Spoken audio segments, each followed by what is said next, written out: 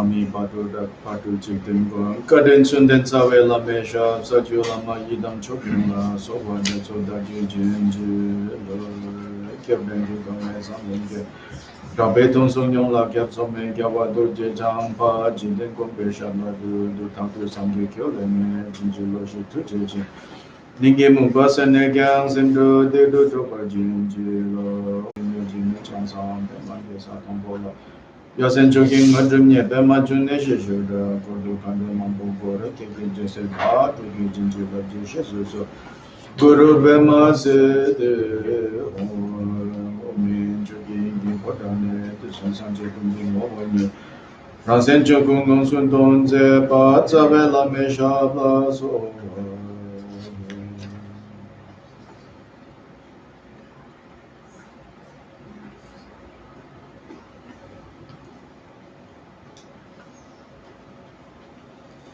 So anyway, in case you forgot or in case you were not here when I was explaining this, what you hear me chanting at the beginning of each of these classes is an invocation to the lineage. So by now, if you have been attending this course, you have heard, I'm sure, the importance of the notion of receiving blessings of the lineage. And specifically then in Vajrayana, it is said that lacking this lineage, meaning lacking, one way of looking at it is lacking the human-to-human connection. So in other words, it's not enough to just pick up a book. It's not enough to just pick up a book and try to get information from the book. That the learning should also occur in a social way. That's the first point. Once you have more than one person, then it's a social context. Then, importantly, then, beyond just the social context, is that the person that you are going to receive a particular teaching or particular, in a more formal way, a particular transmission, he or she have had to receive it from someone else, who have received it from someone else, who has received from someone else, and it goes in principle all the way back. If you want to get very literal about that, then you might do all sorts of investigative work to see if it actually goes all the way back. Right? But if you ask me, I think the notion of all the way back, the notion of two persons, the notion of human connection, and in this case, the human beings that are applying these teachings, having a connection, to me, that's enough. In the sense of understanding that if we make any progress, if we learn anything, a big part of it is due to the kindness of someone else, who in turn received the kindness of someone else, who in turn received the kindness of someone else. And what that means for us then, at least in part, is that how do I myself embody all these kindnesses that have come down to me? For it to be possible for me to have this now, how can I pass that down? Now, before we all decide we need to go sign up for whatever teacher training course for passing down the Dharma, that's not what I'm talking about. In fact, at least right now, things change. Everything is impermanent. I'm not such a big fan of organized things to train teachers.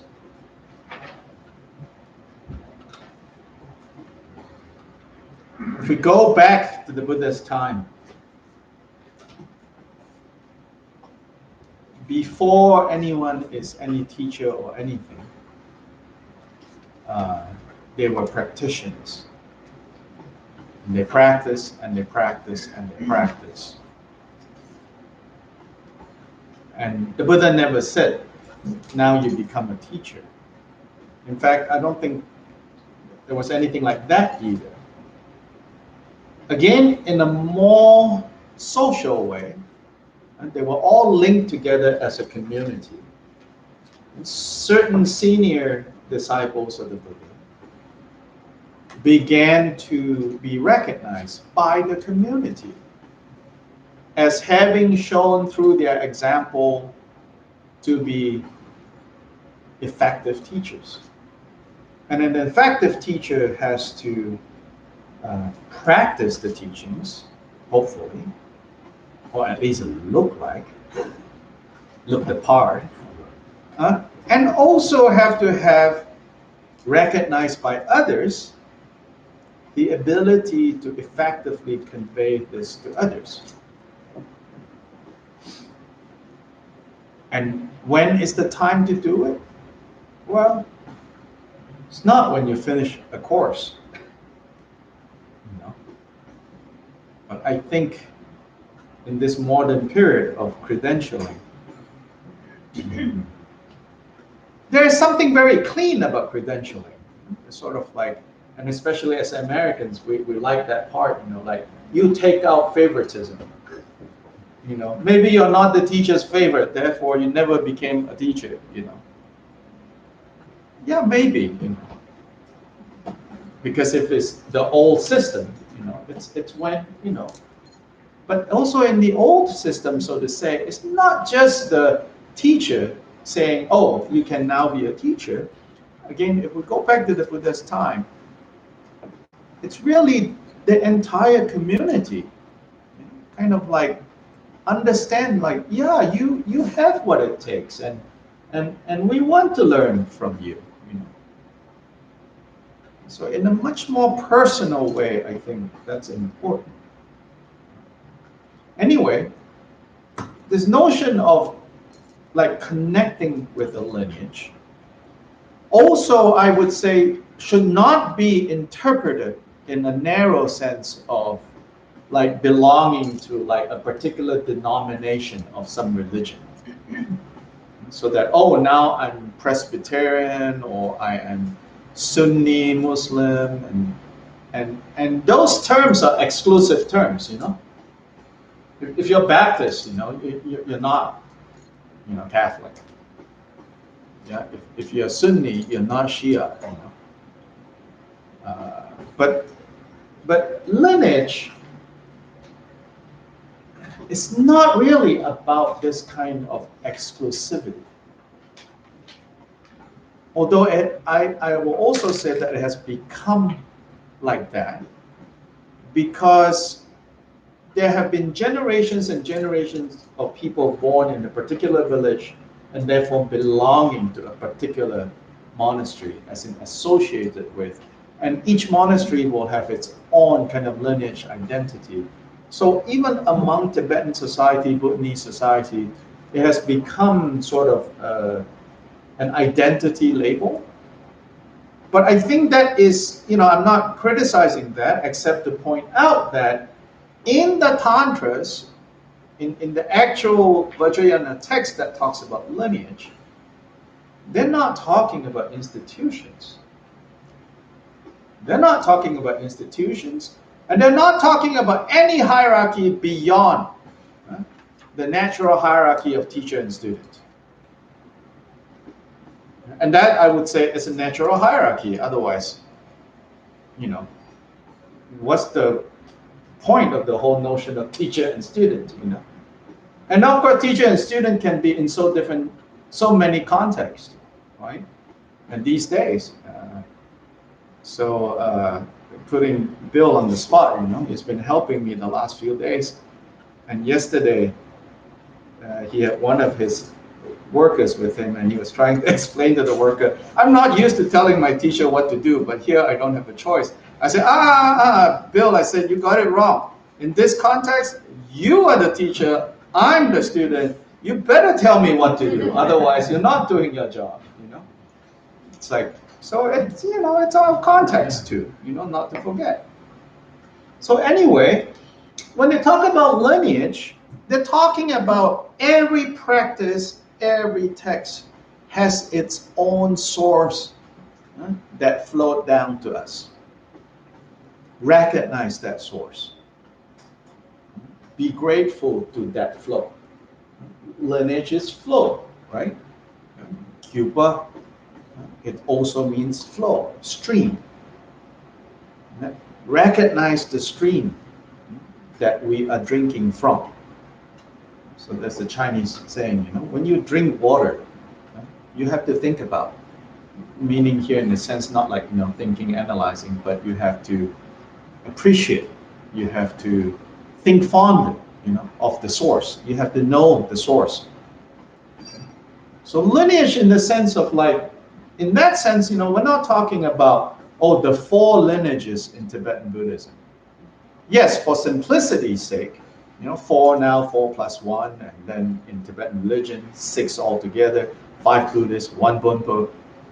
We're not quite talking about lineage in that limited sense, but what we are absolutely talking about is, especially if it is a Vajrayana level practice, it needs to come from a stream that is still flowing. Otherwise, there's no water for you to drink. And in that sense, you cannot just pick up a book and say, okay, now I'm going to practice Vajrayana. They say, that's just a picture of the stream, you know, lacking in water. That's just a picture of the stream, lacking in water. Now, there are cases of very exceptional types where they look at the picture of the stream, they end up getting water. Yeah. There are some great lamas in the past, you know, like they learn of the existence of some transmissions,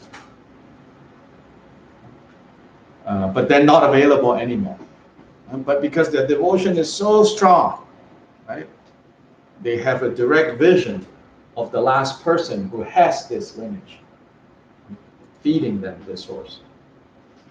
So one very famous is like Jigme Lingpa, 18th century, and his lineage is called Longchen Ningtik. And Longchenpa lived a few hundred years prior to Jigme Lingpa. But it's said that he had direct communication, so to say. But those are very exceptional. But even there, it said, well, there is lineage. It's not just that Jigme Lingpa was hallucinating Longchenpa and calling it a lineage. Then you say, well, how do we know? Well, the proof is in the pudding, because many people practice Longchen Ningtik, which is Jigme Lingpa's lineage and body of teachings and practices. Many people practice Longchen Ningtik in the following generations, and to this day practice Longchen Ningtik, and there are results in every generation. Otherwise, it would die out. Like, why practice something that doesn't produce results? So the notion of lineage being long, sometimes we think, oh, the lineage is very long, so maybe it's not so hot anymore. Certainly that could be the case, right? It has deteriorated. But on the other hand, you can also turn around, look at it and say, well, if it's no longer effective, it would have died out. And the fact that it is still here after 2,500 years tells us something. It doesn't tell us that this is the truth for everyone, that this works for everyone, but it tells us it works enough, right? So for everyone who claimed that they were awake during Siddhartha's time, how many of those traditions exist today? Right? For all the people who claimed that they were messiahs in the first century in Palestine, how many of their teachings, continue to today? So the test of time also is part of what lineage is about. In fact, sometimes it says, you would think that, so in the paintings of this lineage masters, succession of lineage masters, so it's like from top down to us, or at least down to our teacher. Then in the top, is what's known as like the primordial Buddha, the source of all these teachings, right? Then all the way down to us. So according to the teachings, it says, you should not think that, oh, primordial Buddha is the source, it has come all the way down to us. Yeah. Maybe if I can like go straight to the primordial Buddha, then wouldn't it be like more pure, right? More unadulterated? Yeah? So there is a tendency like that, and especially I think Western mindset, like go right back to the source, right? Because you all got indoctrinated with like that game about, bad memory, the telephone game, so instinctively you already distrust, But here, according to the teachings, no, actually, if you go direct to Vajrayana, it's just like Greek. Well, for those of you who don't know Greek, whatever he has to tell you will all just sound like Greek. Because you have no way to digest. Right? That long lineage is also a process of digestion. So that we say, all the successes of this lineage, as well as the failures and challenges that was overcome, mistakes that were made, all of that has now come down to us so that we don't have to repeat again and again the mistakes that have occurred. And so here we're also then talking about the collective wisdom that has come down to us. And again, as Americans, we are suspicious of tradition. I get that too. Don't think that I don't get that. I get that. I can appreciate that. However, we should not get so fixated on this as if that's the only way of looking at something. Here it says, actually, even the mistakes that was made, somehow, it has now gone into that system. It's almost like inoculation, right? So they've developed some resistances along the way, right? In ways that Vajradhara level, it's not exposed, to the germs.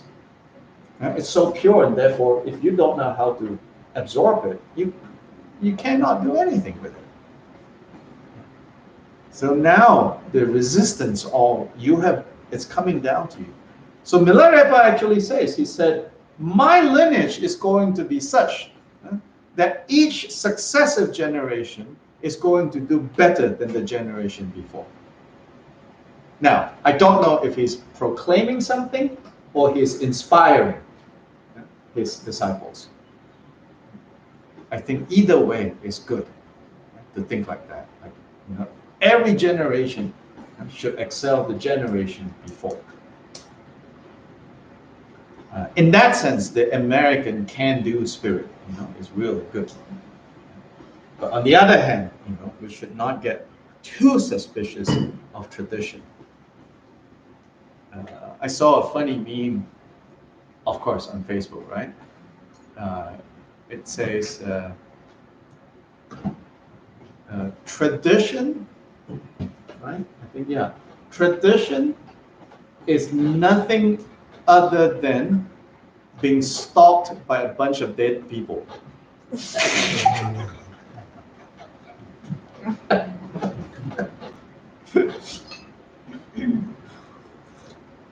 Yes, it can be.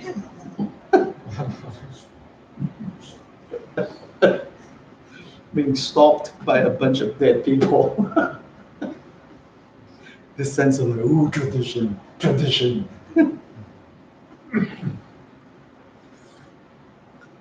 But in Vajrayana especially, it is said, lineage is really important. Right? You need to have that connectivity, that heart to heart. And so more poetically, they will say, like the warm breath of the Dakinis gets passed from person to person. That comes down to us. And they talk about the lifeblood that flows down. And we sort of plug ourselves into that.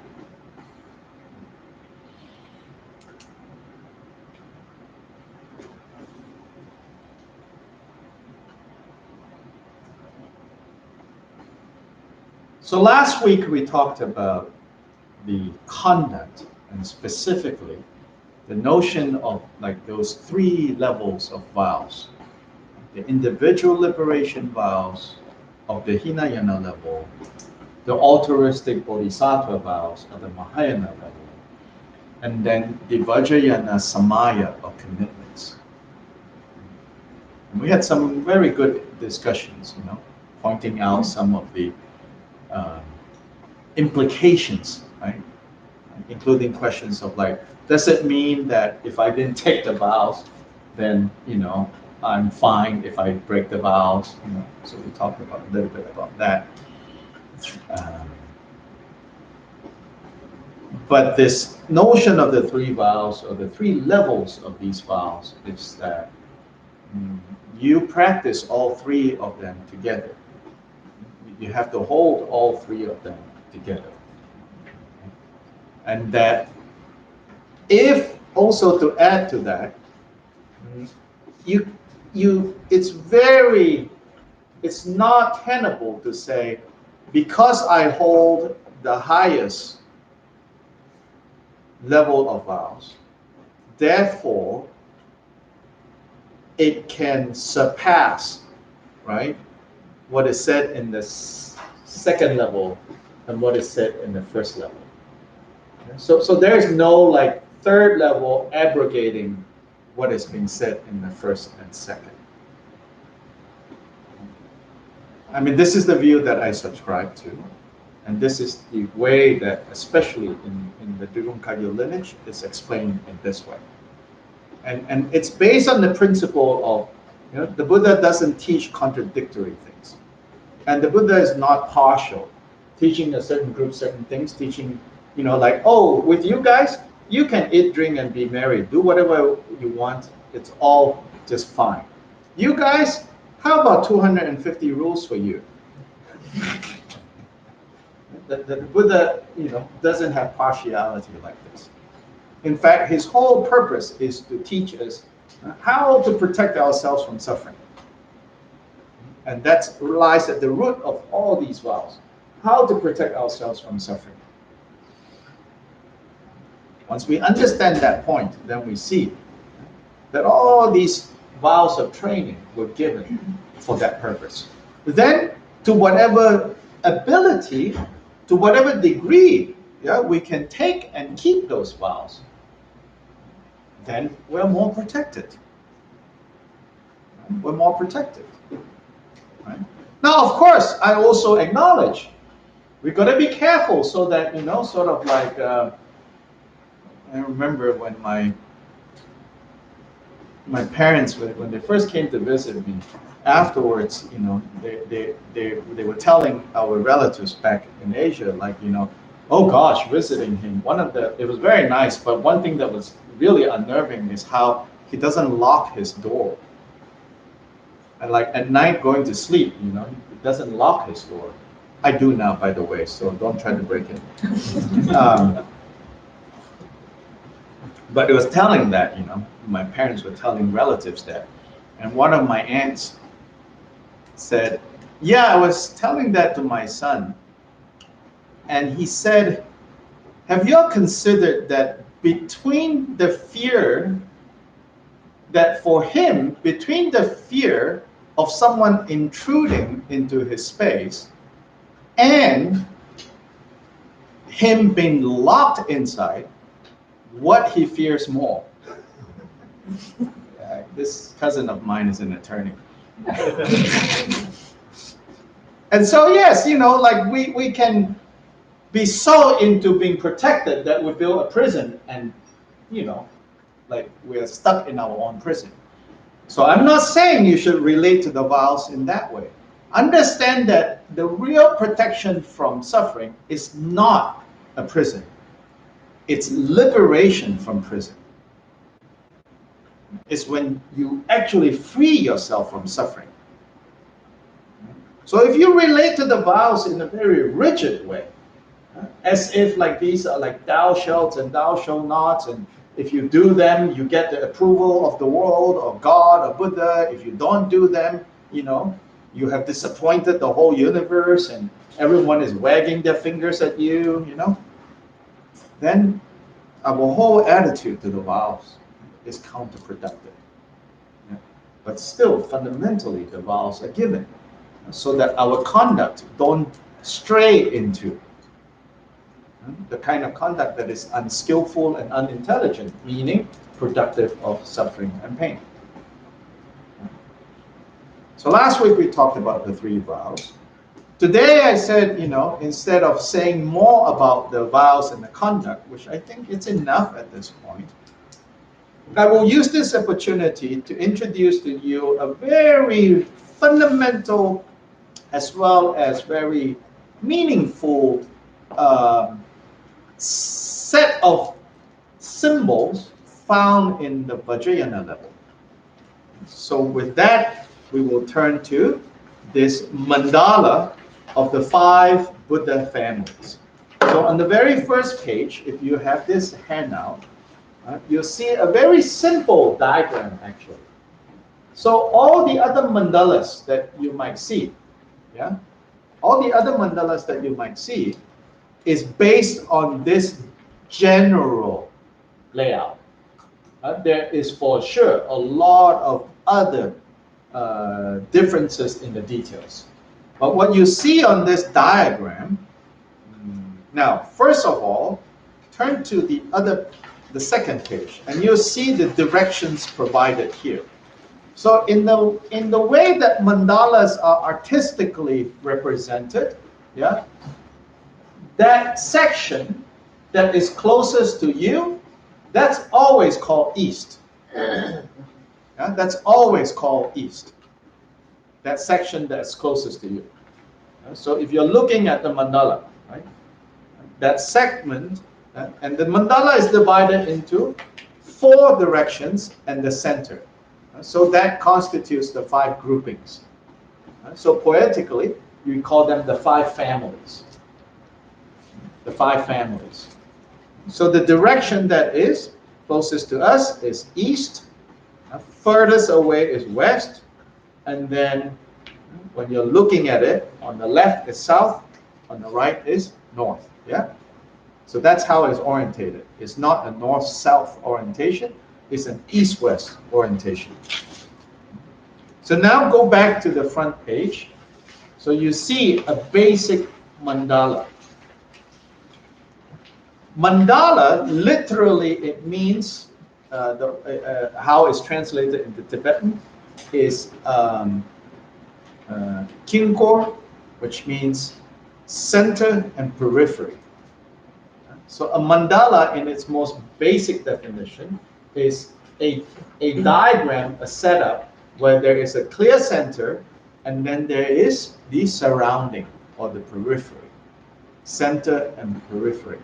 Manda, in Sanskrit, is center. La is like the surrounding, mandala. Okay? So the center here in this diagram, we see a wheel. That's the Dharma wheel right at the center. Right? In front of the Dharma wheel, we see a Vajra. And that's the eastern quadrant, closest to us. Right? Then in the southern quadrant, you might not know what that is if you're not used to. Those are jewels. And so that's the jewel quadrant. Behind the wheel, in the western quadrant, is a lotus. And then in the northern quadrant, it's a cross, a Vajra cross. Two Vajras together. So these are the 5 quadrants. The way mandalas are depicted, it is in a way you could say the bird's eye view of a divine palace. In this divine palace, on the outermost ring is a ring of fire. And so this is said to be wisdom fire that secures, protects this entire divine palace. Wisdom fire. When you see painted mandalas or sand mandala, usually these flames have 5 colors. And there are 5 colors of the 5 families, of the 5 groupings. Then the next round, it's not obvious here because it's not depicted. This is not a very detailed mandala. The next circle is a circle of Vajras. And Vajra is that indestructible weapon. So not only do you have wisdom flames as the outer ring of protection, the next ring of protection is this Vajra fence. Where's that at? That's not the part. The first thing I said is it's not depicted in there. The next ring is a ring of Vajra. Then the third ring is lotus. That you can see that. Those are the lotus petals. Then the next ring is this whole area that if it's painted or in a sand mandala, it's usually green in color. And that is the lawn. Lawn. Yes, the green grass. That's the lawn. And you see this darker line, right? That's basically the palace structure. The outer shape of the palace from the bird's eye view, looking from the top. And so these squarish things at the outside, the 4 sides, right? Those are like stairs going up. Yeah. So over here, I don't know how to describe it. I'll point at these 4. These are like the steps leading up. Yeah, the porticos. Yeah. So these are the steps leading up, right? And then again, in more detailed mandala, you can see like on each of those, like above there's like a Dharma wheel with like 2 deer, then there are railings and all of that. So the idea is that this is the divine palace. Then at the center of the palace is the primary representation of the deity. And this deity is surrounded by a retinue of other deities. But then, as a device for Yidam practice, remember the practice of seeing yourself as divine? This is a map of your own divinity. So that the palace is the physical body, and the deities, the residents of the palace, are aspects of your mind. So the 5 Buddhas here are the 5 basic wisdoms. But when they manifest in a mythic way, we call them Buddhas. Or when they manifest in a personified way, we call them Buddhas. When they are principles of wisdom, we call them the 5 wisdoms. I will take this opportunity, and you see here, like there's porticos, there's some like lines, right? You see this? Under the portico, there's these lines. These are like, represents like railings, like jewels hanging from the, yeah, the walkways, and yeah. So it gets more and more. And then up here are like victory banners, yeah, sticking up, like flowy things. Yeah, these are like the victory banners mounted on the roof. And in fact, if you go to a very traditional Tibetan monastery, you'll see these features on top. Each of the entranceway, there is, you know, the deer, the wheel, and then there are things hanging down. So monasteries are sometimes also built according to this mandala principle.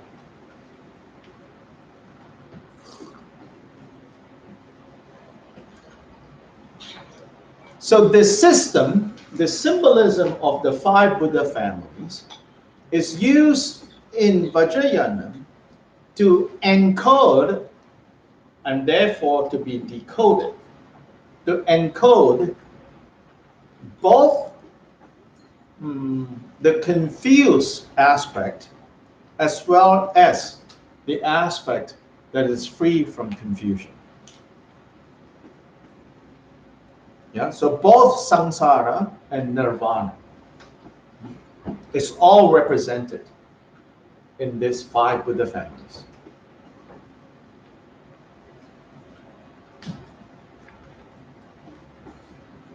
So the 5 families, they are called, the center one, represented with a wheel, is called the Buddha family.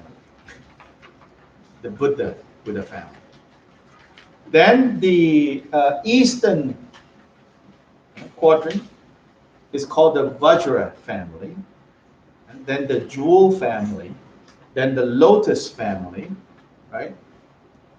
And the Vajra cross, that's called the karma family. Karma meaning action or activity.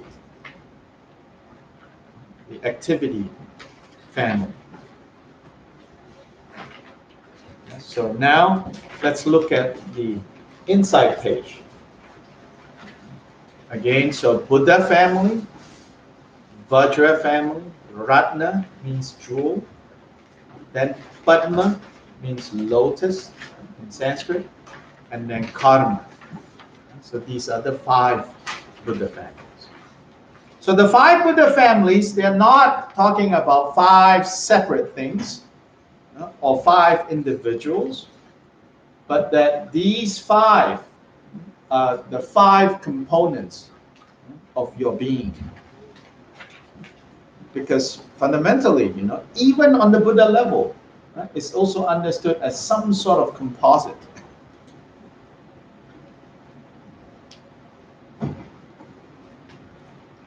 Instead of a fixed one thing. And here I think, you know, of course, elsewhere you're going to read about how the Buddha state or the Dharmakaya has no components, no composite, right? And then you say, hey, wait, you just said that even in the enlightened state, here is a composite. Here, composite has more, I would say, a connotation of being dynamic. If it wasn't a composite, then it's like fixed. And if it's fixed, then it's static. Then it has no life. But this is very dynamic. So when you look at that, right, each of these families have a color assigned to them. So in the center is white, then blue, then yellow, then red, then green, in the 4 directions.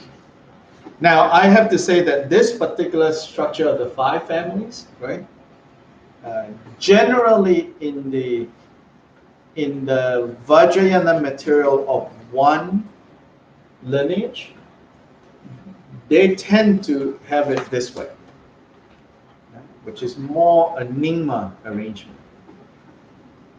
In the Sarma, Ning means old, Sar means new. New and old in relation to the 14th century. Old is the Buddhism that was established in Tibet starting from the 8th century. New is the Buddhism that came, the Buddhist material that came starting from the 11th century, Atisha. Old is Pemasambhava, Guru Rinpoche. These kind of 2. Then not just Atisha, of course, then you have Marpa, you have, Drogmi Lotsawa, all these other people. But old and new. In the new Vajrayana material that came, the Buddha and Vajra is transposed. In terms, not everything, except that it says that the center is Vajra and the eastern is Buddha. Yeah, but some of the other things they don't change. Now, why am I telling you this? Well, first of all, I don't want you to then go look at something else and go, oh wait, this must be wrong. Yeah. But I can tell you it's wrong if anything else is transposed. Yeah. In this 5 Buddha family, the only other variation is when Buddha family and Vajra family switch position. That's the only switch. If they switch it any other way, you just tell whoever is showing whatever to you, wrong. Okay? So Vajrayana in that side, and Akshobhya. Yeah, so it's Vajrayana right now. So the Buddha of the Buddha family, so at the bottom of the list is the name of the respective Buddhas.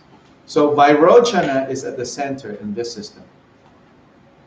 Vajrayana. And Vajrayana means the illuminator. That's the meaning of his name. The illuminator, Vajrayana.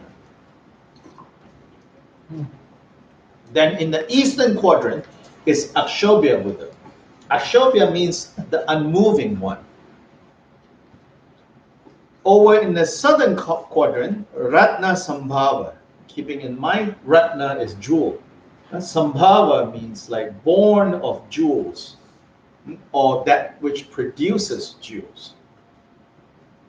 Jewels, this abundance, principle of abundance. Then Padma is Amitabha, the Buddha. And Amitabha, the name means limitless light. And under Karma, the Buddha's name is Amoga Siddhi. It means like, the meaning of Amoga Siddhi is like unfailing. Like unfailingly accomplished. It will accomplish the results of the actions will be accomplished without fail. That's the name of the Buddha, Amoga Siddhi.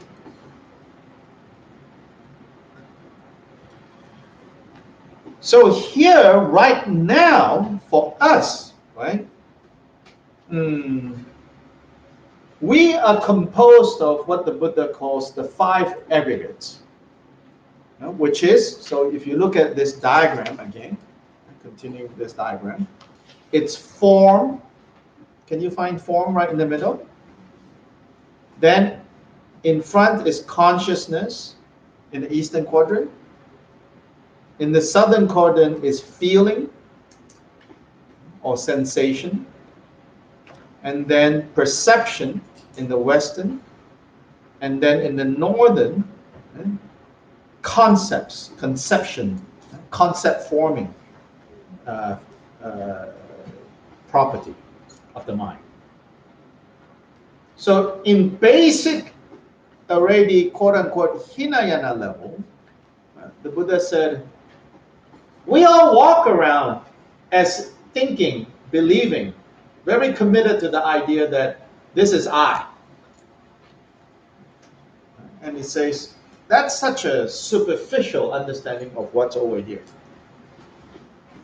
That in fact, if you look into what's here that you call I, you can organize them into 5 sets of processes. 5 general sets of processes that are constantly in process.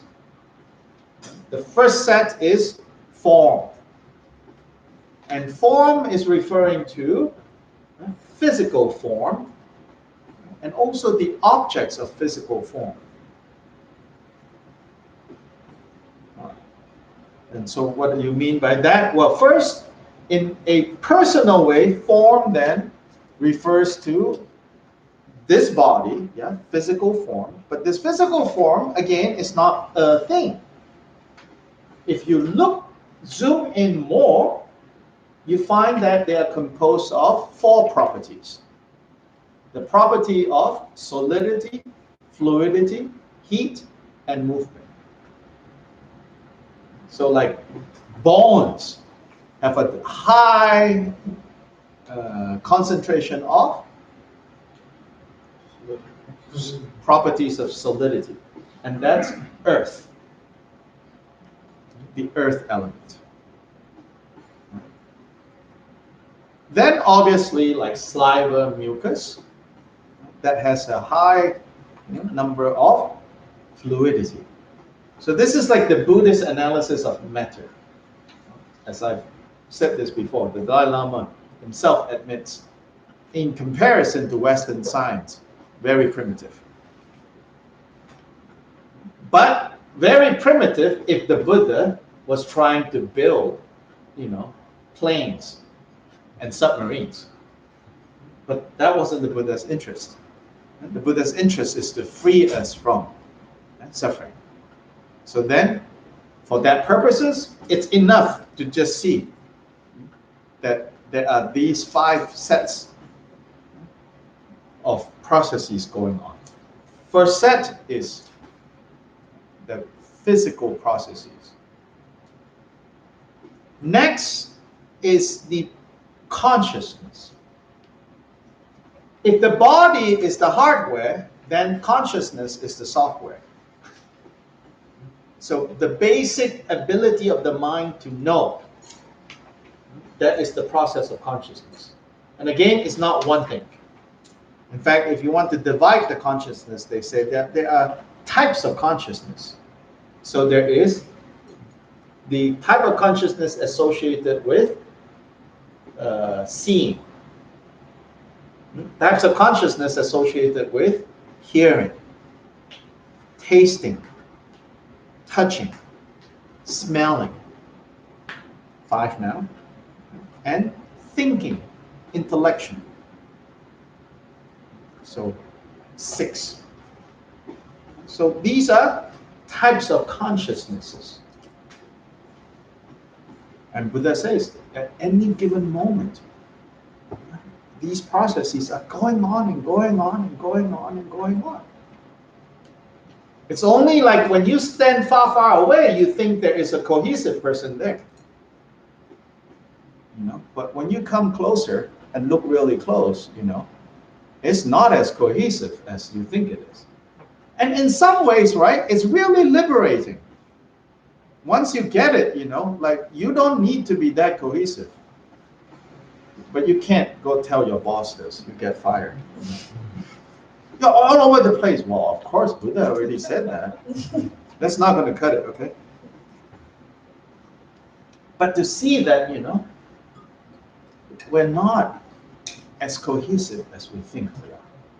And more importantly, I think then we can be gentler and see how other people also are not as cohesive as, you think they are.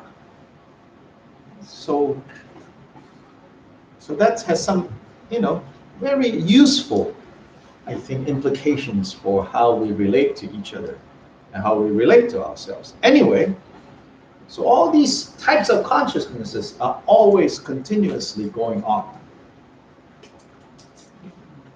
Then between the form property, the hardware, and the sense organs, right, and the sense consciousnesses. So if you see like sort of like if I represent them this way, form here, yeah, consciousness here, right? So between the hardware and the software, the other three processes occur when these two come together.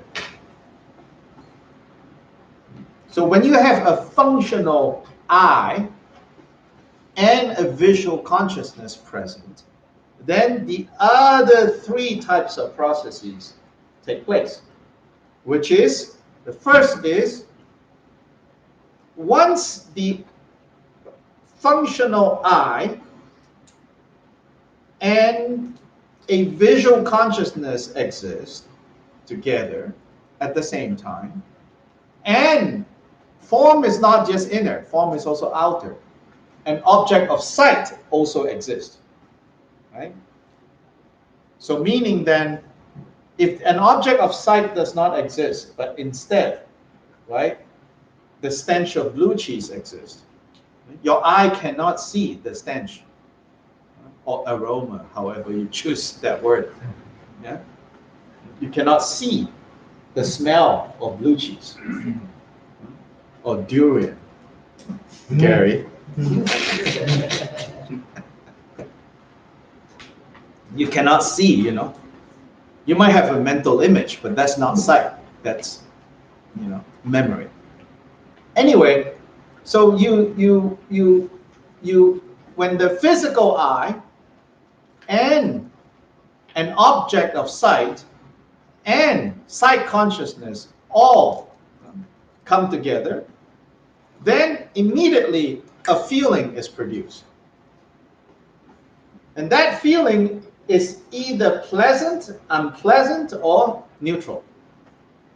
And so here, feelings we're not talking about, right? All the complex, you know, how I'm feeling. All of that, actually, that falls under formation, concept formation. Yes? Does the feeling arise, or is it a condition? What's the difference? Arise and condition. Well, so the question is, does the feeling arise or is it conditioned? You define further what you mean by arise and condition and how you're contrasting them. Is it always going to be that feeling, or is that a conditioned state? Everything is conditioned. Yeah. No, the feeling doesn't arise. Both the same. The feeling isn't that all the time, like stable, depending, you know. Because if in a different context, I might see all the same and have a different feeling. Yes. So in a sense, it arises even if it's a condition. Yes, it's always arising. Yeah. And therefore, it's always a condition. Right? It's always conditioned. Right? So a feeling will immediately turn up. Then the next thing that turned up, they say, is perception, meaning like some sort of recognition has taken place. And this psychology is really interesting. It says even before you register what it is, there is already, you could say, a prejudice, right? Already turned up. Like, don't care. Now, after you perceive, you could say, oh, actually, I do like, but underlying is already maybe a don't like.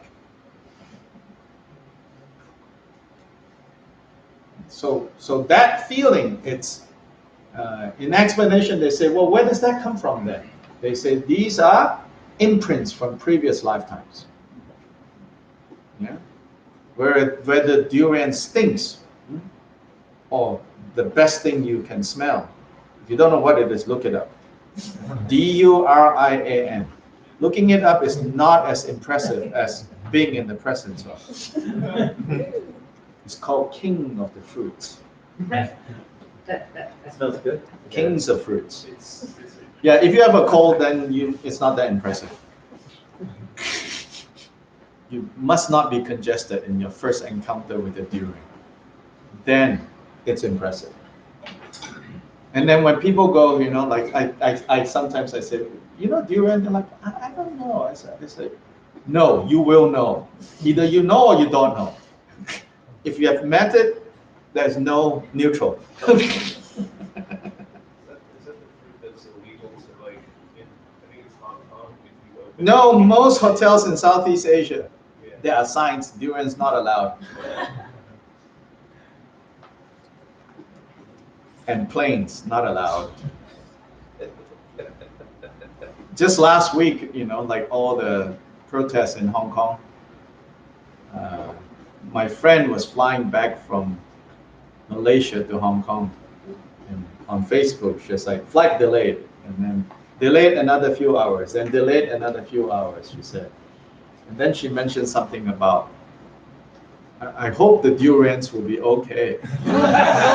And then I said, just eat them. She was like, no, it's been checked in luggage. I was like, uh-oh. I said, like, if there wasn't already chaos at the Hong Kong airport when you arrive, that would be real chaos, if your durian has gotten rotten inside your luggage. How can you tell? Yes, you can, Gary. Another funny story about checked baggage is I have these friends who went to see their son and grandson in Germany. And so I was in Ecuador with them when they were saying, all the things that they're planning to do in Germany, and they're going to go to Germany. And part of it was like, grandma insists on packing frozen shrimp from Ecuador. It's a port city, and then they're going to check it. So, sounds good, all of that, Then they went to Germany, and then after a few days, I saw on Facebook, I said, so how's everything? They're like, they lost our luggage. And apparently it was lost for like a week and a half. I'm like, maybe you should just tell them to not bring it back, just dispose it.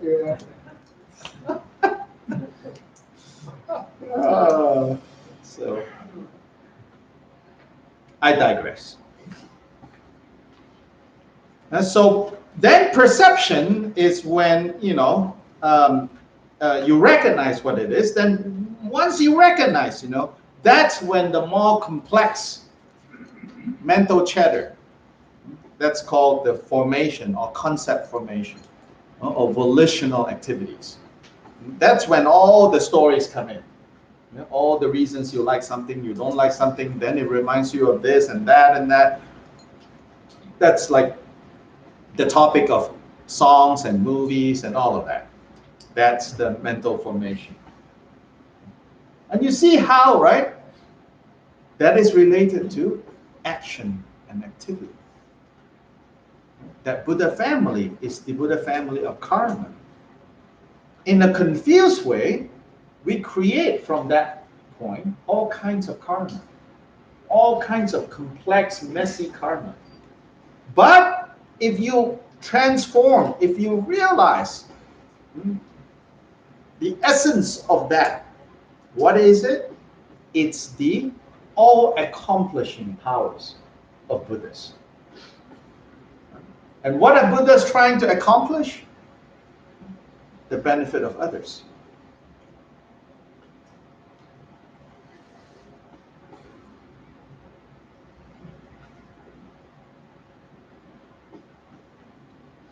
Going backwards, now we go to lotus, right? That I said is the skandha, or the aggregate of perception, right? So you perceive, you recognize, right? But often what goes on when we recognize is we don't actually recognize, right? What's going on is actually our projections. And what we perceive is simply what we project, right? But when that is purified, when the essence of that is recognized, it becomes discriminating awareness. And those are the wisdoms, by the way. So all accomplishing is all accomplishing wisdom for the northern quadrant.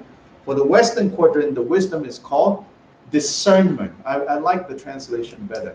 It's the wisdom of discernment. In the confused state is what we call perception, samnya in Sanskrit. And samnya is, like right now when we don't really perceive, or what we perceive is just our projections. Like if you see something and you go apple, right? In that sense, it's said apple is a concept because it's not just the fruit. Yeah? It's your traumas with the fruit, yeah? Or your fantasies with the fruit. Yeah? Or your kind of like, yeah, it's a fruit. That's it,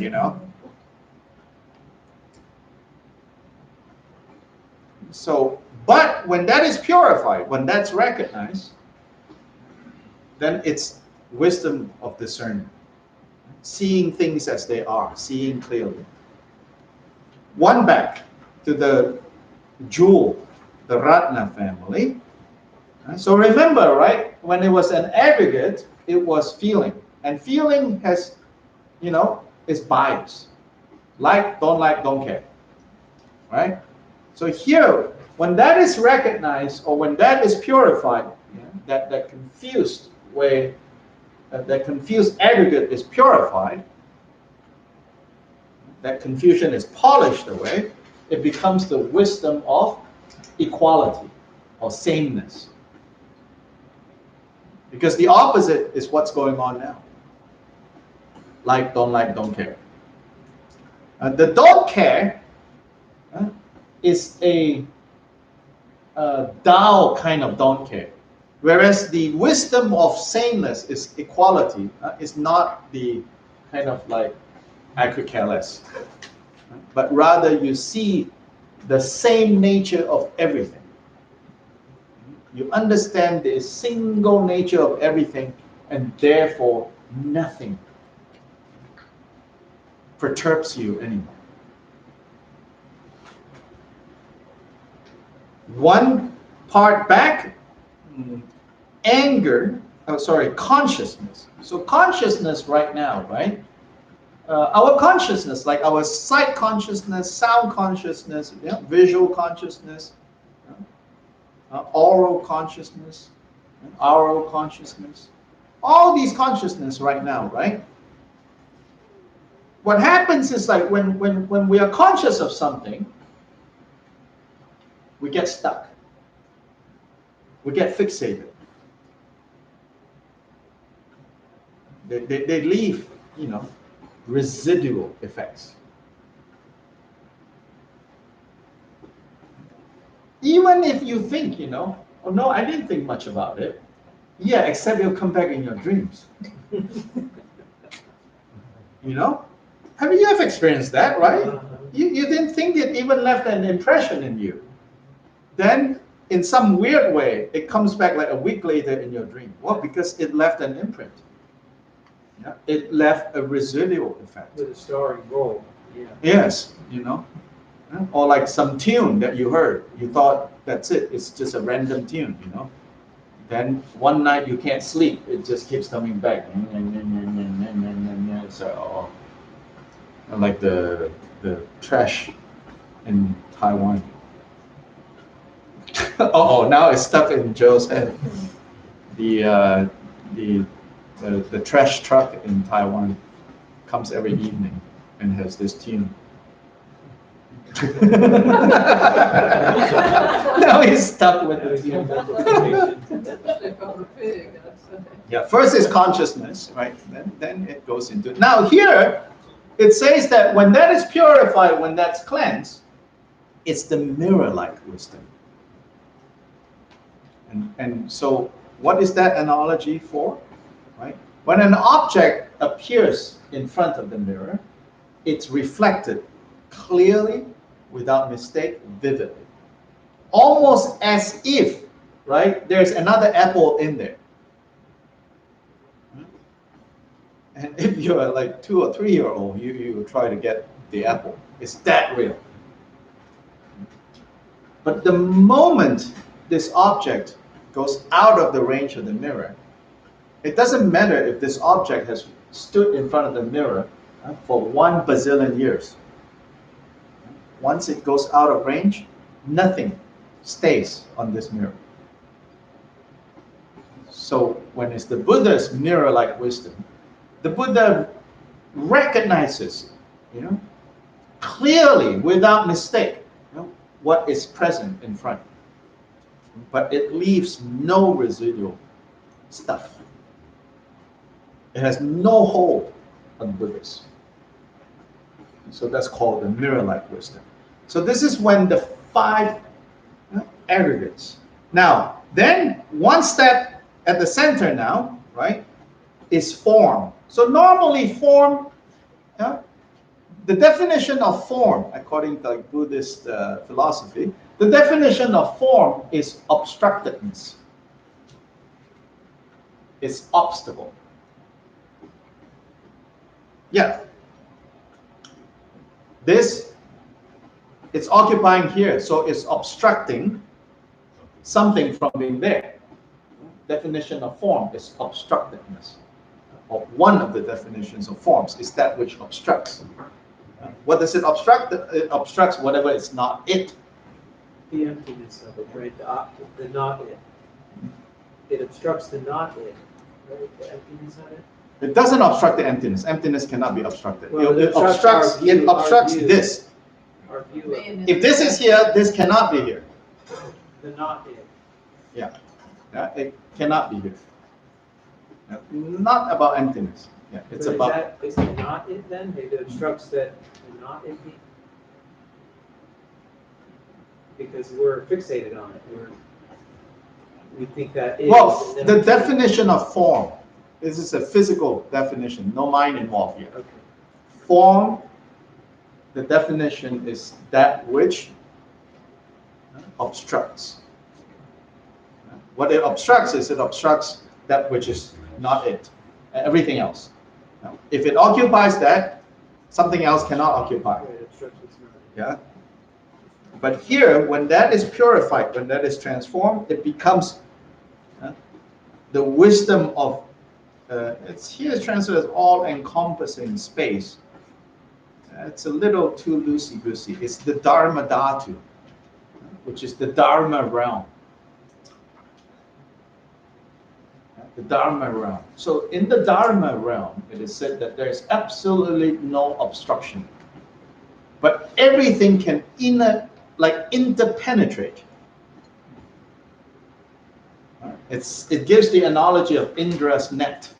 Indra is the king of the gods. It said that Indra has this special net, which is joined, by jewels, and the jewels will reflect each other without any obstacle. And then you put one thing in there, and it produces like infinite number of Buddhas, extending to no limit. So it's this grand vision filled with all these magnificent things, and yet it never gets filled and it never gets obstructed. That they interpenetrate.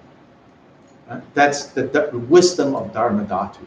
So in this basic wisdom, and you could say that this central wisdom, from the central wisdom is derived the other 4 wisdoms. And so the most root fundamental wisdom is the wisdom that is not obstructed whatsoever. Does that have to do with conceptualization? How? Question, does that have to do with conceptualization? How? Well, if you conceive of a prayer wheel, then that is in that space. It is a concept that is holding the space. Not necessarily in that sense. Here, the wisdom of the Dharma Dhatu, I think it's basically saying the fundamental underlying wisdom. And the analogy given is the Dharma Dhatu. And some of the qualities of the Dharma Dhatu is no matter how much you put into it, it cannot make it smaller. You cannot crowd it out. And yet it is the kind of basis for everything else to exist. Without space, nothing can exist. But when things exist, they don't kill off space. I mean, kind of like everyday life, right? We say, like a la Marie Kondo, you know, like this space is filled, right? That's your stuff, all your stuff, right? This place is filled, right? But actually, from the Buddhist way of talking, it's like, no, the space is not filled. You know, space is still there. Space did not go away. If space went away, then all this crap cannot be there. All your hoarding is not possible unless, you know, space is there. So no matter how much space you put in, it doesn't cancel. No matter how much stuff you put in, it doesn't cancel space. I mean, this is analogy. So it's saying that, you know, when you achieve that basic like wisdom, then you don't need to be like saying, I don't want to think about this, I don't want to think about that. There's no need anymore to control any. Yeah? Nothing perturbs you.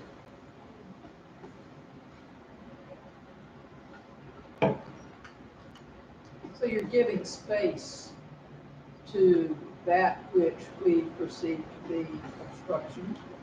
Are you talking about a method to arrive at this? Well, no, not. I mean, it seems to me like that is the way it is. If you are there, then there is no obstruction. So you don't perceive it as obstruction. I'm not.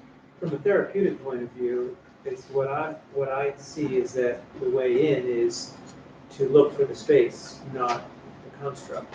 Yeah. You can ask, you know, what is the take-home lesson? You know. Right. Yeah, that's later. Here Here we're just defining the relationship. That's how we. Here you need to see the relationship between form, right, and the wisdom, the aggregate and the wisdom, right? You need to see how the aggregate and the wisdom, they're often like the same thing, but slightly off. Then it becomes its opposite. Which reminds me of that line in the Tao Te Ching, you know, like a hair's difference separates heaven and earth. It's heaven not like paradise, but the sky and the ground. Just a hair's difference. Immediately, heaven and earth is separated already, which means duality. We think of duality as, you know, two extremes, you know. But on the most subtle level, you know, only just a hair's difference is already separated. Like, too late already. Once there's a hair's discrimination. Once there's a hair of, then it has become two. Even a hair's size, so to say. If you look at this list then, on the third page, there is basically, you can see how in the Vajrayana system, so many other things are organized into these 5 families. Both confused states and freedom from confusion states, and neutral things such as direction, such as season of the year, time of the day, neurotic expression, sense perception, awake expression, and so on and so forth. These 3 diagrams come from one of Chogyam Trungpa's books. I forgot which one it is.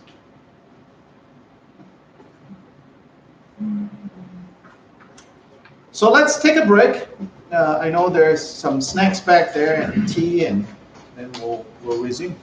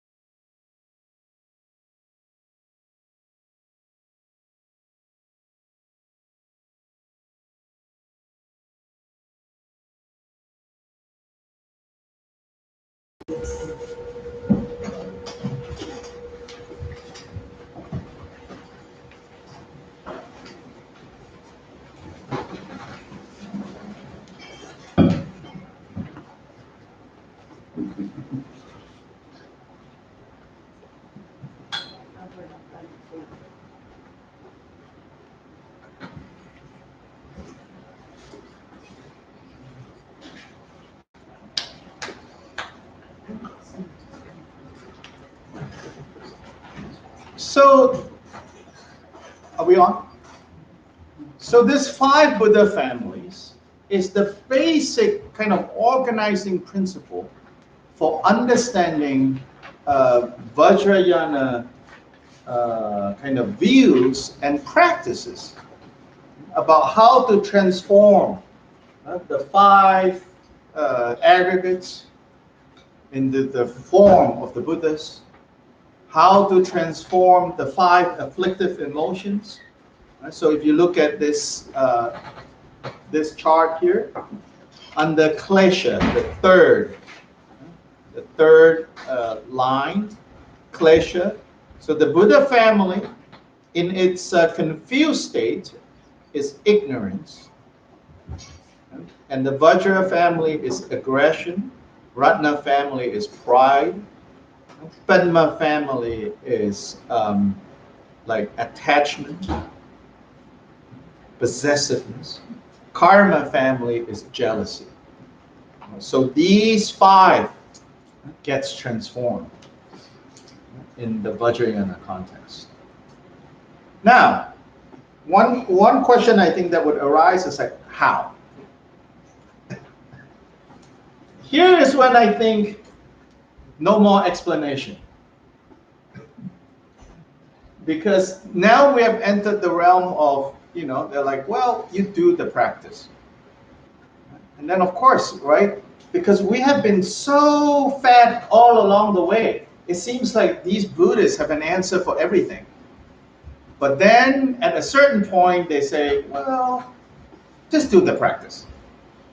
And some of us get very distracted, if not disappointed. Like, but how? How do you transform? And some of us even, and that's reasonable, I think, to want to know that. But what I can say is like, this is when you apply the method, and it's said that we have no capacity to see directly how doing a particular practice leads to a particular result. And that's when trust comes into the picture. And if you have the fortune of meeting, right, a teacher of, like, say, the Dalai Lama's caliber, or, the point of meeting like individuals like that, and some of them, they will say, do not even maybe know all these theory. But then when you're in their presence, you can feel. And they say that is what we're talking about when we say blessing. That they open your hearts, and more importantly, their example inspires you to practice. That is when it's blessing. But if their presence and example inspires you to want to have lunch with them, that's not blessings. If their presence and example inspires you to want to take a picture with them, that's not blessings. If their example and presence, inspires you to just sit there and go, wow, wow, that's not blessings. I'm not saying the 3 things are not good. It's not what we define as blessings. When they say, you need the blessings of the lineage, the blessings of the Lama. Without receiving the blessings of the teacher, the Lama, it says, your practice of Vajrayana will not work. Right? And sometimes we completely misunderstand what blessings mean. Here, blessings doesn't mean, oh, no more problems in your life. That's not the blessings we're talking about here. In fact, if that was the case, Milarepa was cursed. Yeah, even after meeting Marpa, he was cursed because all sorts of inconveniences arose. All a whole number of years after he met Marpa. And I can guarantee you, all the great masters that known and unknown, right? Their lives were filled with difficulties. Filled with difficulties. None of them became great because things were going so well. I guarantee you, I don't care what tradition it is, Buddhist or even non-Buddhist, anyone who has spiritually made it, so to say, made it because their lives were difficult. Now, I'm not saying, go and make your life difficult. I'm saying, what are we talking about when we say blessings of the teacher, blessings of the lineage? Well, one thing we're talking about is because of your association with them, whether even just simply attending one talk by them, yeah, or studying with this person all the time, but because of your association with them, you're inspired to practice the Dharma. Yeah? That means your heart has opened for the Dharma to flow through you. That's blessings. Then you do the practice. And you need that precisely because there's no more explanation. How meditating on Buddha Akshobhya will transform anger into mirror-like wisdom. Right? If it's just me that then all I can say is, I don't know. And so hopefully you'll meet, teachers who will overwhelm you with their presence and open your heart and say, I don't know, but I'm going to practice. Because they practice this. They practice this. And this happened. I'm going to do it, So when it comes to practice,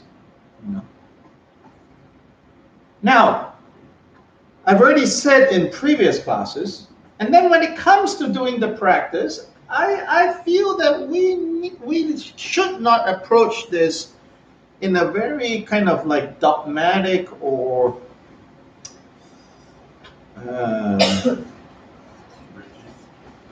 rigid,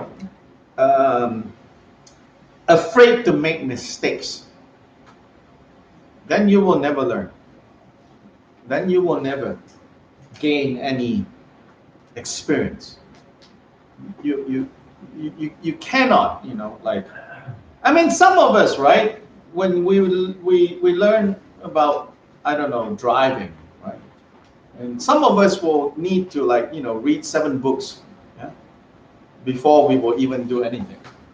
And then there are some it's just, okay, let's go drive. Yes, do some research, but really, just drive. Yeah. But maybe don't drive, at the busiest time.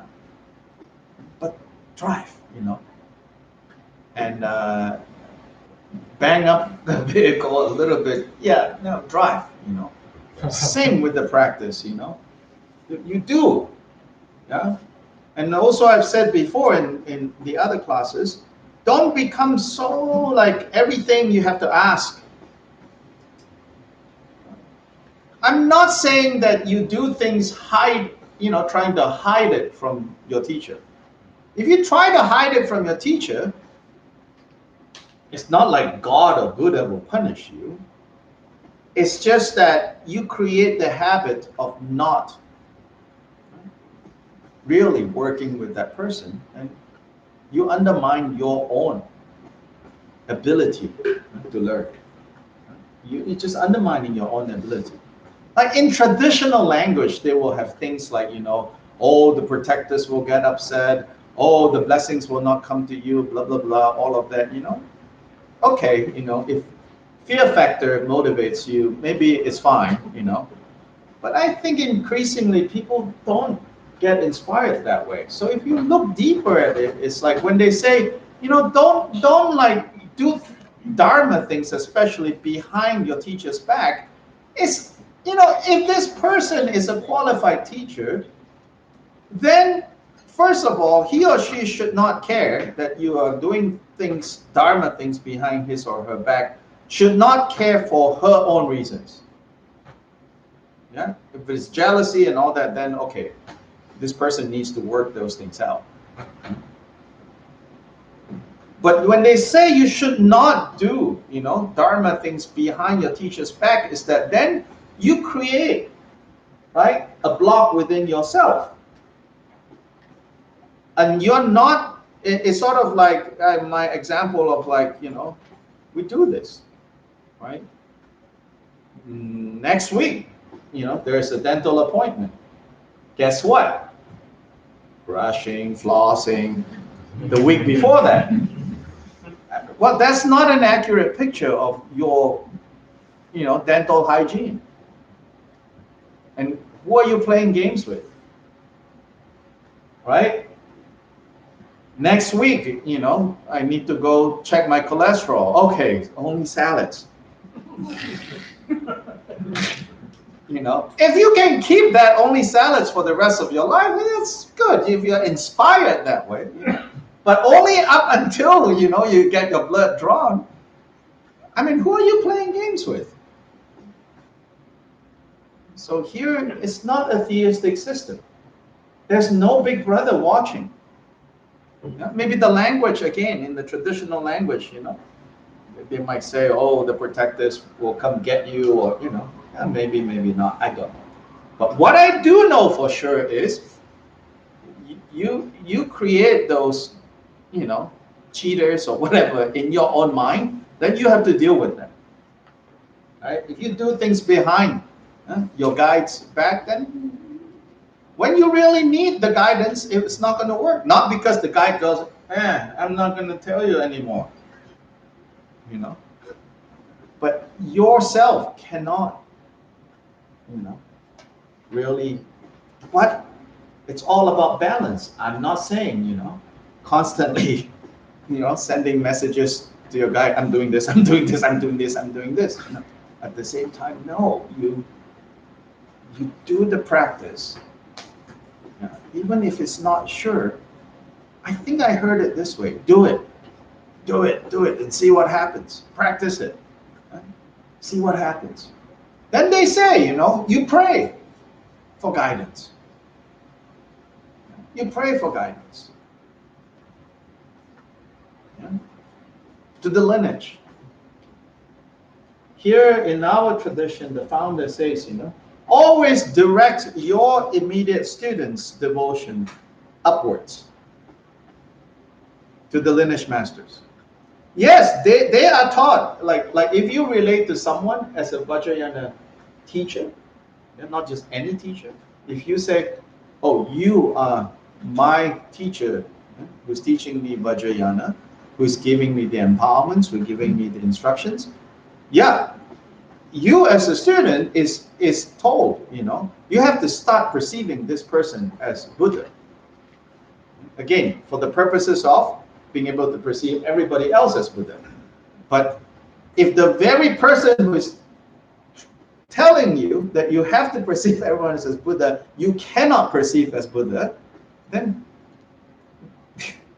it's not really going to work, right? So that's the logic there. They say you have to perceive that person as Buddha.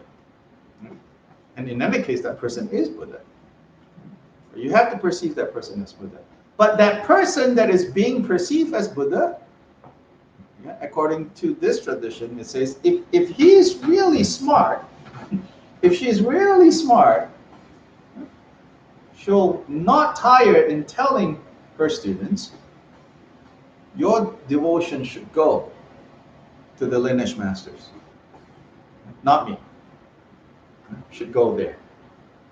And that's like a safe, you're providing safe direction. Because you know, like you already know that they are constantly, you know, in all these teachings being told to perceive you as Buddha, right? You should not kind of like milk that one. No. And why am I telling you this? You know, not because I think you're going to be teachers tomorrow, maybe 10 years later.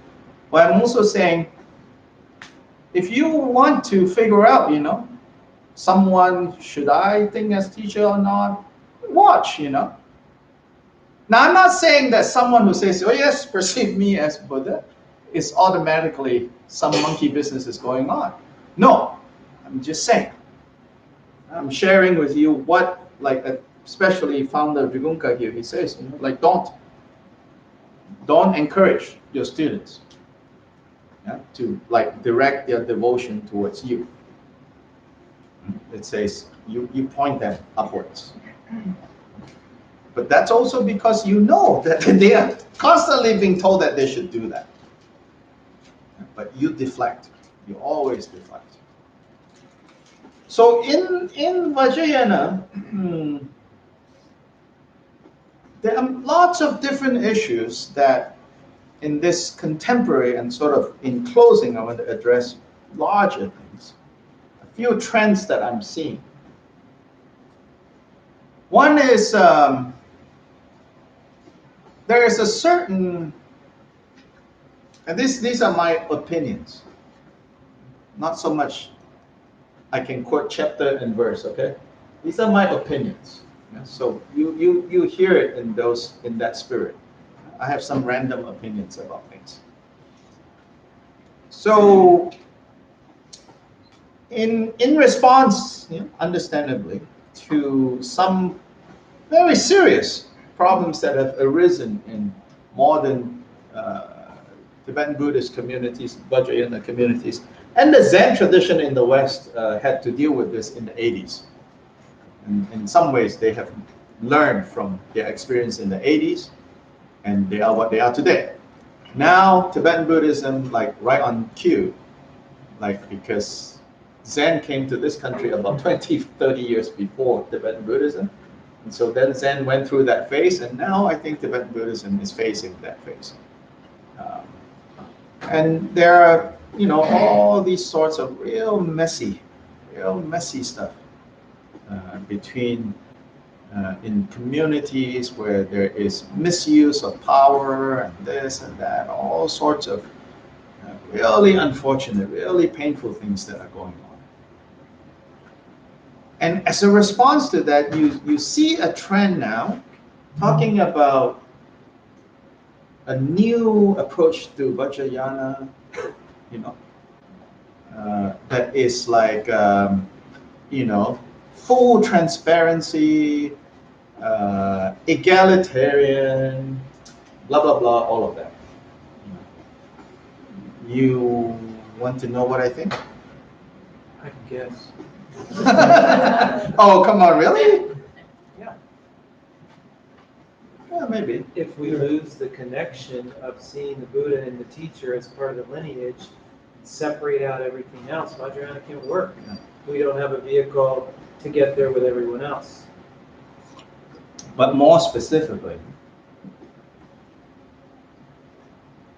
all these calls for like full transparency, non-hierarchical, egalitarian, I don't think it'll work. By definition, it's an esoteric tradition. And what does esoteric mean? Not full transparency. Not full of transparency. Now, I'm not saying that doing things in the dark is good. I think it's dangerous. But you cannot change the terms of Vajrayana without changing, right? Everything else that they can offer. Yeah, I'm not really, I want you all to understand, I'm not encouraging, especially organizations, to work without transparency. Those are two completely different issues, right? So just take the example of urban Dharma, although it's kind of unusual in it's not exactly a Tibetan Buddhist center with the usual hierarchy and all of that, right? But let's just take the example of urban Dharma.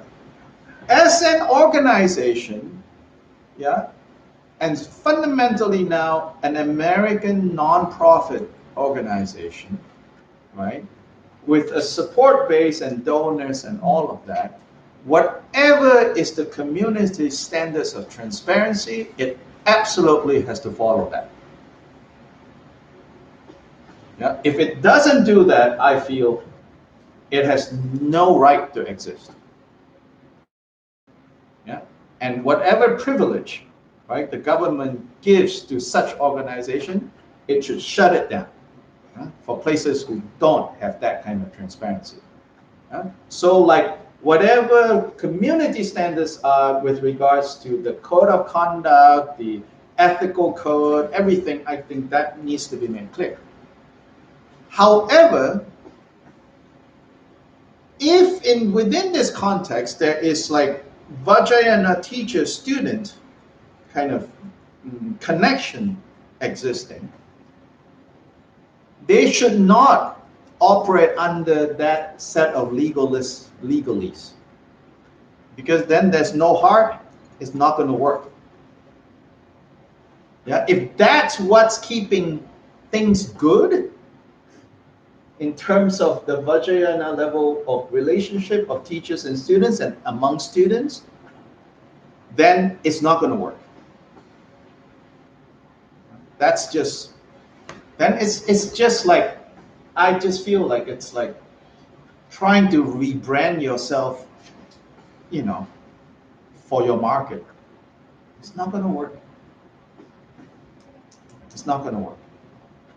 So I don't think, you know, you can like change all of that and still call it, you know, what it is. It's something else, you know. I don't know whether it's better or worse, but it's something else. It becomes something else. Trust is very tricky, and trust is risky.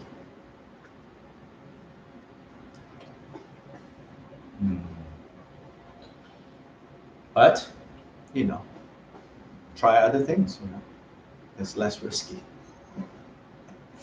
If it works, you know, go for that. Then if nothing else works, then, you know.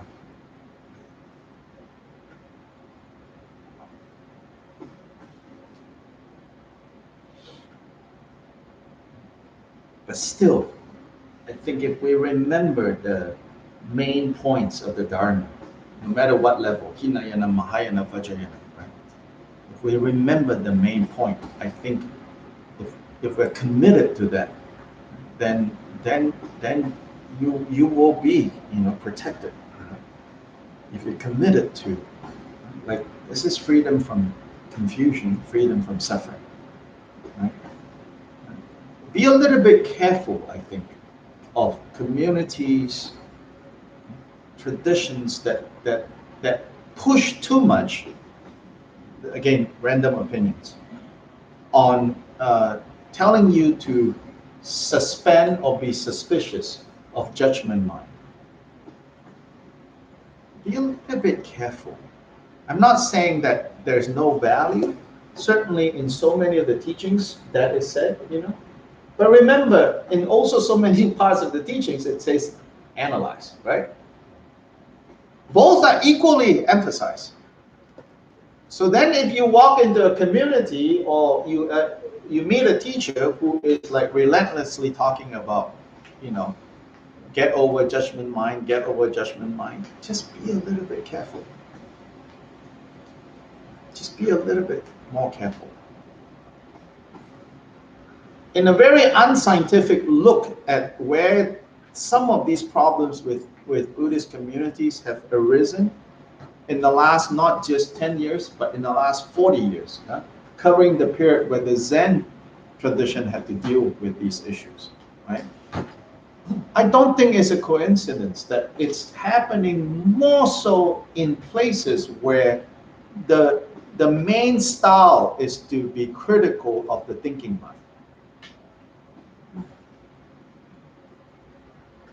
Yeah? Like to be critical of the thinking mind. So in general, you know, like in the context, I know I'm going to say something some of my cohorts would be like, what? You can't say that. Among Tibetan communities, not completely, but Gelugpa communities are relatively free of the more egregious scandals that we're hearing about. And because Gelugpa communities really emphasize learning, learning, learning, learning, analyze, analyze, analyze. Not completely free. There's still some stuff going on right now, actually, you know, but relatively speaking. Likewise, in Theravada communities, there's emphasis on learning, like learning the suttas, analyzing, right? And they don't like fall on the end of like, you know, give up thinking mind, give up judgment mind. That is the Zen style. And there is a lot of like Kagyu Nyingma style. Except that there's also a very strong scholastic tradition in Nyingma, and to some degree Kagyu. Kagyu is a little bit lazy that way.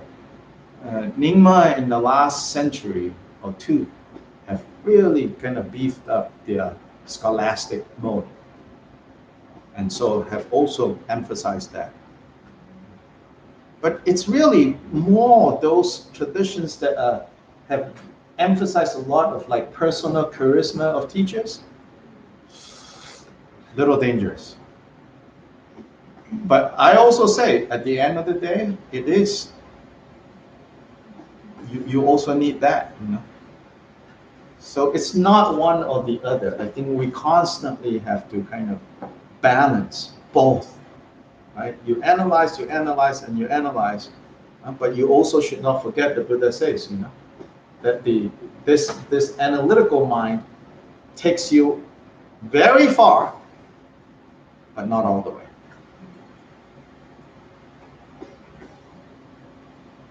So in general, I think if you're going to kind of check out communities, Buddhist communities, practice communities, you know, see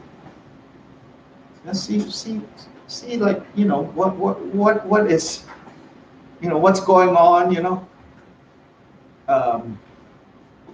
So the places that tell you, you know, you should study, you should learn more, you know, a little bit boring. There's no born again experiences, you know. No one standing up, hallelujah. But also, tendency is less mischief will take place. Very safe, but maybe very boring. You want excitement? Well, get ready. Everything comes with a price, you know. Anyway, questions about this or random things I've just said in the last 15 minutes? The symbolism. Are the 5 klesha the same as the 5 skulls? The 5 klesha, yeah. are the same as the 5 Oh, the skulls? symbolism of the 5 skulls is actually the 5 wisdoms. Okay. Because the skulls, right, is when the flesh and all the things that can rot has rotted away, right? And then you have only like skulls, literally, right? And so that is always to symbolize that which remains after all the adventitious, temporary, conditional has been polished away. So often wrathful deities might have like 5 white skulls on their heads. That symbolizes the 5 wisdoms rather than the 5. So it's the purification of the 5 kleshas that then uncovers the 5 wisdoms. 5 wisdoms are present, but you polish away. When we say purifying, we mean polishing away that which does not belong.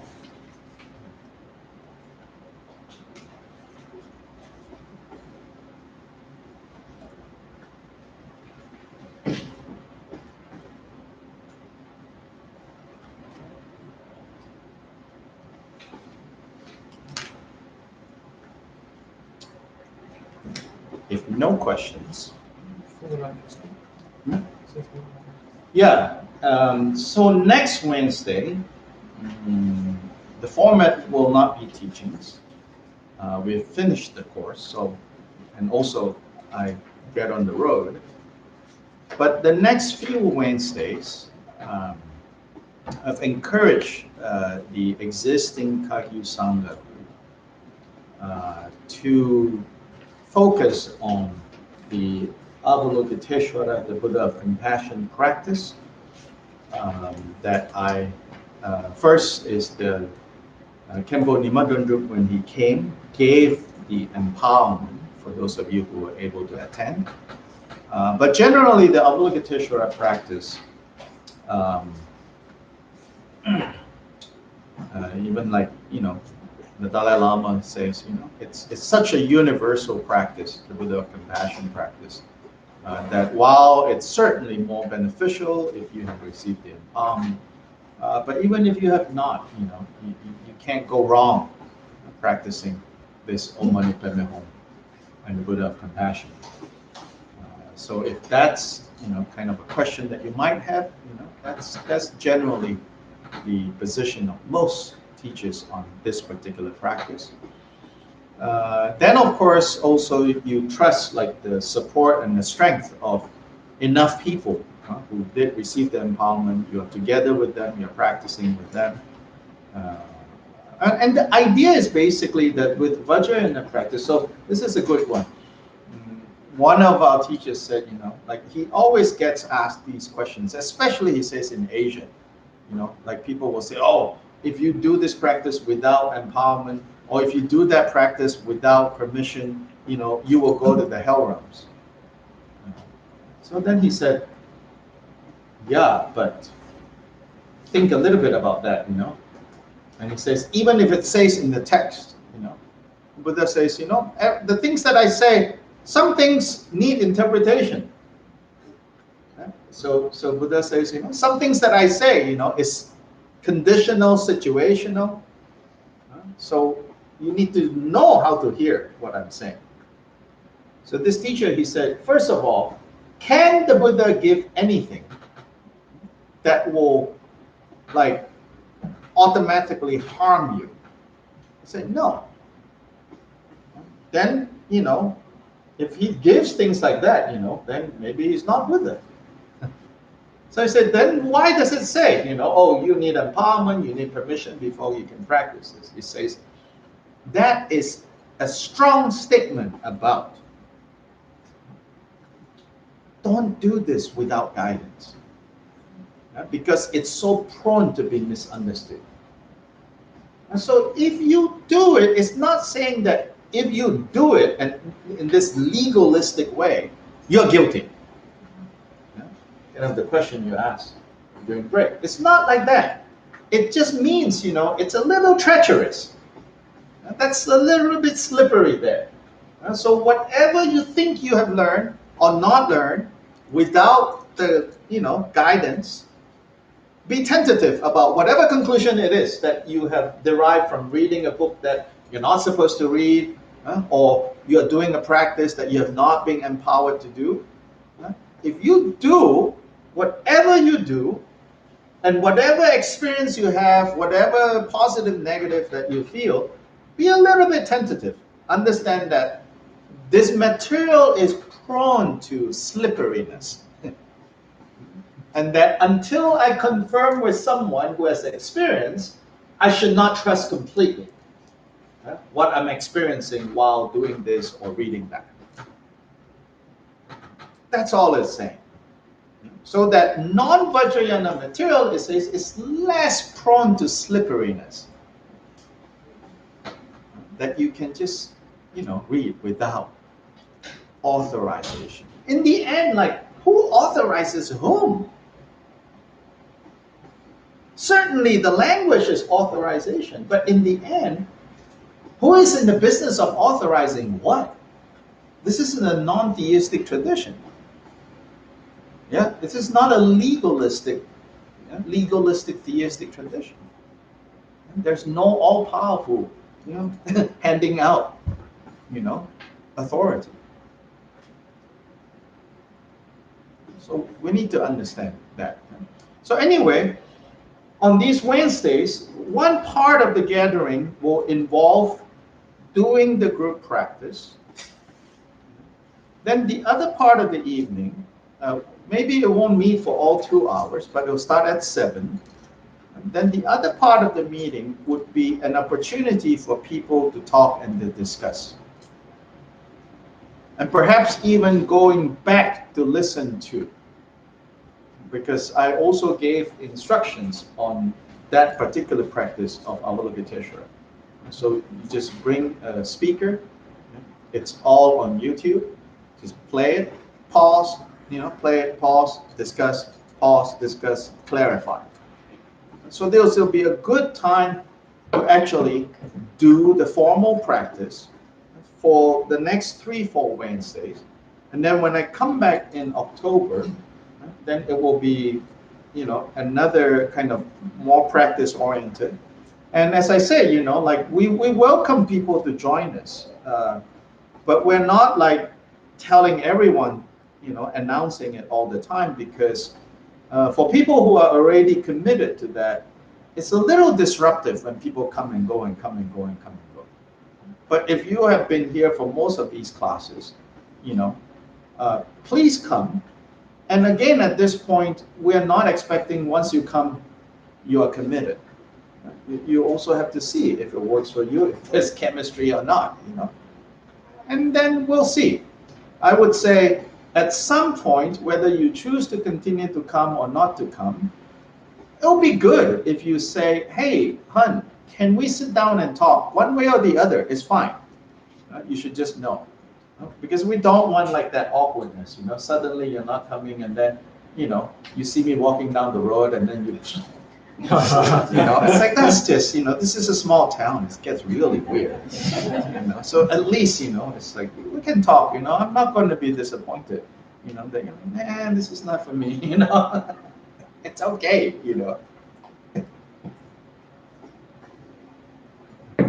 So that's for the next few Wednesdays, yeah. Then tomorrow, Open Sangha will be another session we didn't really announce.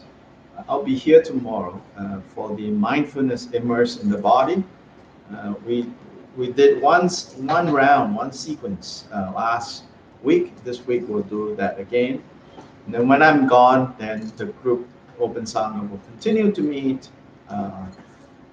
And then there is a program, mark your calendar. We have a visiting teacher at the last weekend of October, which we're doing a special practice, which is the fall harvest season practice. Announcement will be coming. Harvest season, it's a time of celebrating, generating abundance and all of that. We might do a food drive, actually. That's what we used to do for our abundance gathering, which means, like we will do a food drive for the local food bank, or a variation of that. I have also talked about, and in case any one of you are interested, having some sort of food pantry here,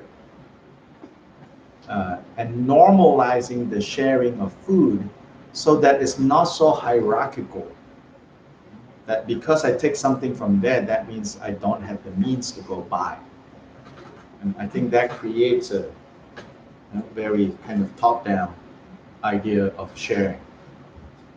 I would like for us to explore how we talk about sharing and generosity. Increasingly, I've been thinking about this issue of generosity. I think, especially Americans, I think we're very uncomfortable with generosity. So that even when we're generous, we kind of hide it. And I've been thinking, what is that about, the hiding of generosity? That like there's some, like, just like hush hush,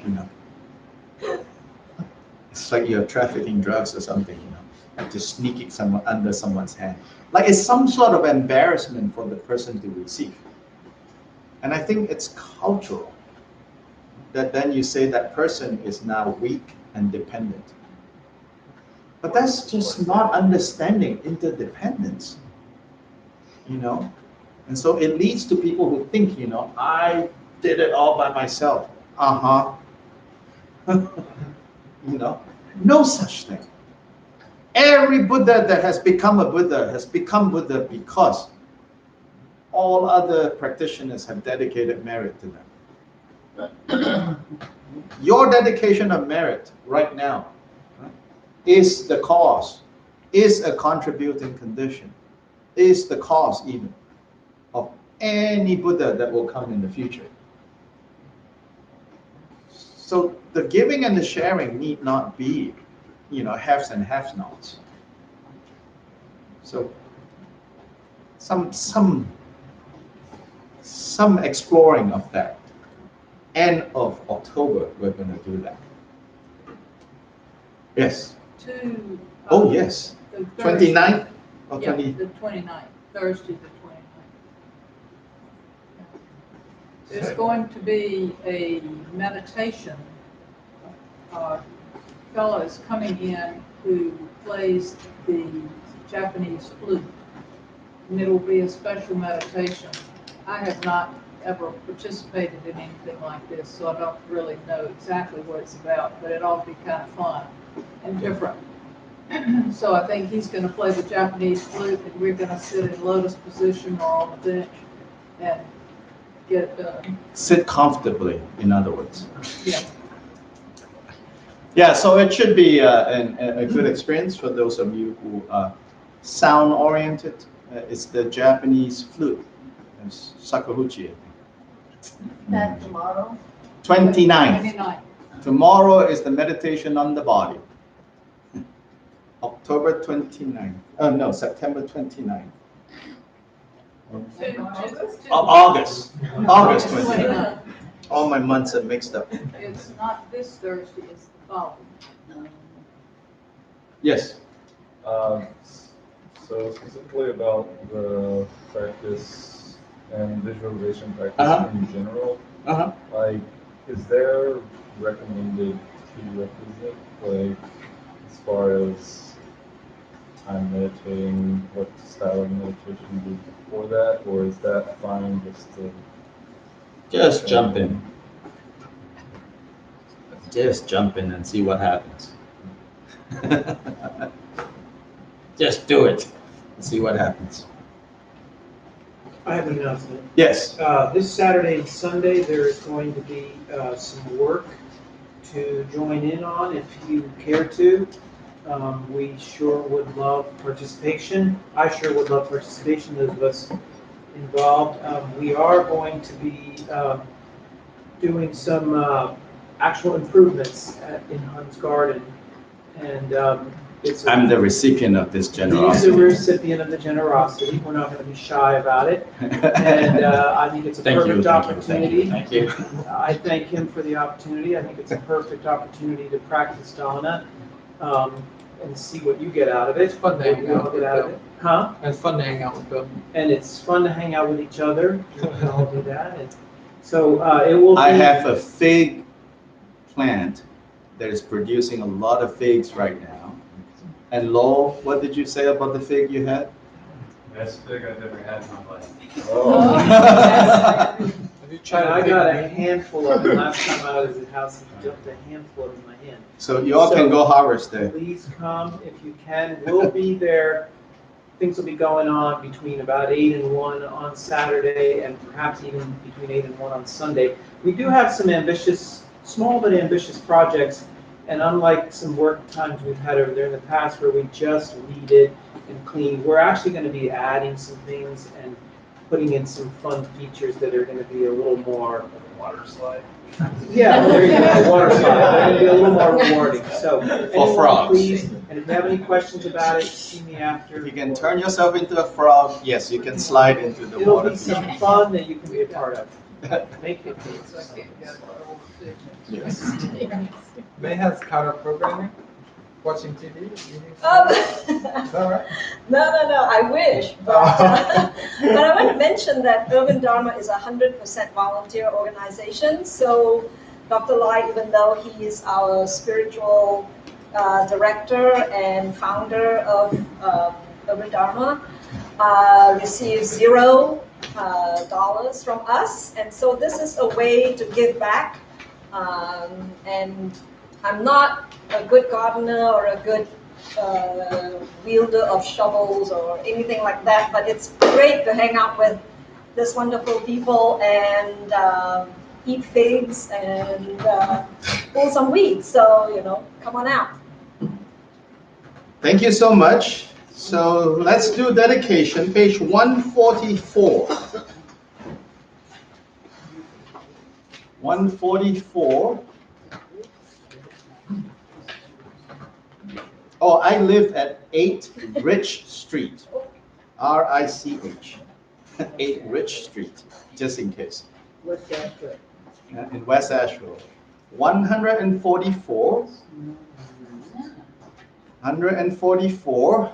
Just as heroic Manjushri knows everything as it is, and Samantabhadra, who is thus as well, so too will I follow in their path and perfectly dedicate all the virtue accumulated. By the blessings of the Buddhas who have attained the 3 kayas, by the blessings of the truth of the unchanging Dharma as such, by the blessings of the indivisible Sangha order, may the merit I am dedicating bear fruit. By the virtues collected in the 3 times by myself and all beings in samsara and nirvana, and by the innate root of virtue, may I and all sentient beings quickly attain the unsurpassed, perfect, complete, precious enlightenment. May the teachings of the great Vikumpa Ratnashri, the omniscient Dharma Lord, Master of interdependence, continue to increase through study, practice, contemplation, and meditation until the end of samsara. Thank you. Thank you. Thank you for coming. Thank you. In the last 9 weeks. And hope to see you around.